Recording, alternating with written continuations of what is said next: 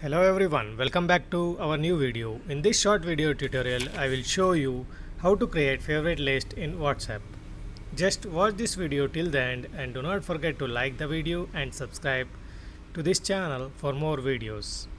Creating a favorite list in WhatsApp involves adding a specific contacts to get quicker to messaging and calling.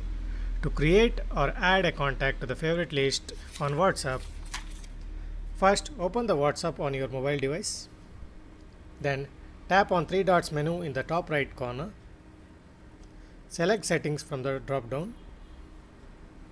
Scroll down to the favorite section and tap on it. To create a favorite contact list, click on add favorites. Now search and select the contacts that you want to add to your list. Once selected, tap on the tick button to confirm. Now you can see your favorite contacts list in the call section screen